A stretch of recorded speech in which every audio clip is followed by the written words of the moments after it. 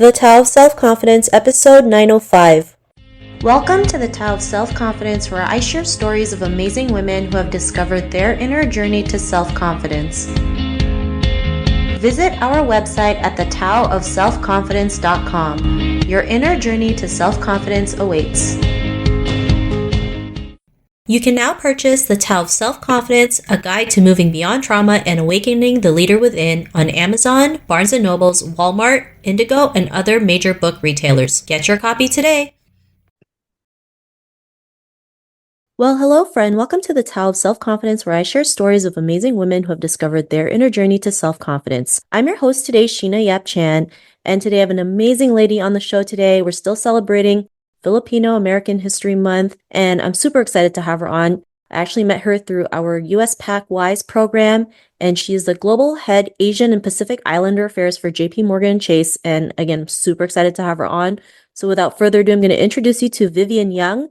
Hey Vivian, how are you today? Maybe you can fill in a little bit more about yourself to the listeners. Hey, Sheena. Thank you so much for inviting me to your podcast today. I'm so excited to be here and share my story with your audience. Yeah, so as you said, my current role, I'm Global Head of Asian and Pacific Islander Affairs for JPMorgan Chase, which is a role that was created 3 years ago within our Diversity, Equity, and Inclusion organization. I have over 20 years of financial services experience, ranging from financial planning to product development and marketing, but I've been with JP Morgan for the last 12 years. Awesome. Well, thanks for sharing that. And it's so great that you've been with the company for so long, and it's great to see women like you take the lead, be a trailblazer. So really grateful to have you here. And Vivian, what's your cultural background? So I am Filipino, and I immigrated to the United States with my families in the 1970s. I'm not sure if your audience is aware, but prior to the Civil Rights Movement and the Immigration of Nationality Act of 1965 here in the US, there were quotas that limited the number of immigrants from certain countries, particularly those from Asia, on the number of people that could come here. So the Immigration Act of 1965 repealed those quotas and allowed families like mine to immigrate to the United States. And how we came here is my uncle came first, and then he sponsored my father, and then my father sponsored my mother and I, and that's how we came here. And we landed in Brooklyn, New York, and lived in Canarsie for the first few years that we were in the US, and then moved out to Long Island, and that's where I grew up and have been pretty much an East Coaster for the remainder of my years. Thanks for sharing that and for that history lesson. I know there have been certain laws that really stops us from being from immigrating to North America. I remember in Canada and the US, there was a Chinese Exclusion Act. In Canada, there was a head tax where Chinese people had to pay as much as the price of 2 homes. So if we did that today in Toronto, there'd be like at least $2 million. So I'm glad we don't have these laws anymore. They've been repealed, and we have that freedom to be able to move to any country and live the life and build that life that we want. So thanks for sharing that. And Vivian, what would be your favorite self-confidence quote? I do have this kind of mantra that you are enough. Self-doubt inevitably creeps into our psyche, whether it's daily or hourly. And I think there are times where you just have to stop yourself with the negative thoughts, and you just have to acknowledge that you are enough. You have enough knowledge to make a decision.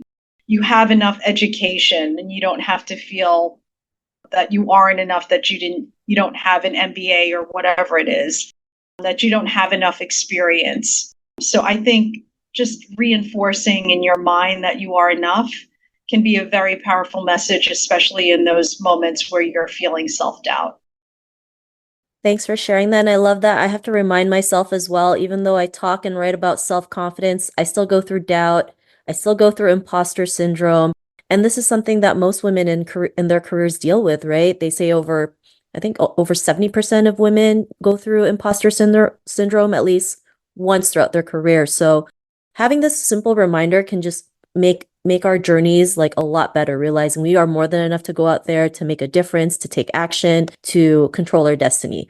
So thanks for sharing that great mantra. And in your own words, how do you define self-confidence? Self-confidence for me is having the courage to speak your truth. I think it took me quite a while to get to that point. I know that we're going to talk about, my discovery to self-confidence. And as an immigrant, growing up in a non-diverse environment, my focus was solely around assimilation and wanting to be like everybody else. And what I realized afterwards is that by doing this, I was really suppressing who I was. Being one of the few Asian families and Asian people in the town, in my school, I felt very isolated and lonely. We just didn't have the proximity to each other to have open conversations about what we were feeling. I think at the time we were all trying to just figure out, how to assimilate in the country, as I saw this, with my parents as well. But at some point, I realized that it's your differences that make you beautiful and that you should really celebrate those differences. One of the things that I always say when I'm mentoring others is that if you're the only in the room, like lean into that. If you think about diamonds and the rarity of diamonds, it's like that's really important. So be that diamond in the room, lean into it, because it is what makes you different, is what makes you special. And bringing that different perspective into a conversation, or bringing that knowledge to the table, or bringing that other dimension that someone else doesn't see is really important. And you should celebrate and embrace that. I love that definition and everything that you mentioned because growing up, I felt the same. I was ashamed of being Asian. I was ashamed of being from the Philippines because I didn't look a certain way. And especially growing up in the 90s, Asian representation was like next to nothing in Canada and America. And so this is why it was important for me to create these platforms to have more representation and better representation for Asian women and beyond, and being able to have women like yourself being able to interview you in such an important month to celebrate Filipino history, to celebrate Filipino heritage, because it's so important. And you're right. What makes us different is actually our superpower. And we need to lean into it more, being authentic, being able to share our vulnerabilities, our good, the good, bad, and the ugly, right? Because all that makes us imperfectly beautiful. So I love that you mentioned that. And Vivian, what was your life like before you discovered self-confidence? So my life before self-confidence was really being invisible. And that's really a shame, right? Like if I think back to my younger self, it would be not to be invisible and to lean into what we were talking about, into our differences. And Sheena, I just love what you're doing as a trailblazer and a culture carrier in bringing that diversity to the forefront. And it really is a reflection of purpose that I think both you and I share, right? As immigrant women coming to different countries, into balancing integration as well as embracing our culture. And it is really this, it's the work that we do is the manifestation of what we are trying to advance for our communities. And I would say in my current role, this is the absolute focus that we have, right? Is providing our communities with the tools, education, and resources to help them make better decisions, which will drive better outcomes. And we're doing this in ways that promote financial inclusion, that promote community development, that promote career development, as well as raising the awareness of cultural identity and helping small businesses like yourself, right, grow, scale, and potentially, have a exit plan. So I think that what we do is so important and that culture matters. So I'm so appreciative of what you're doing to raise the visibility of the challenges as well as the opportunities within our community.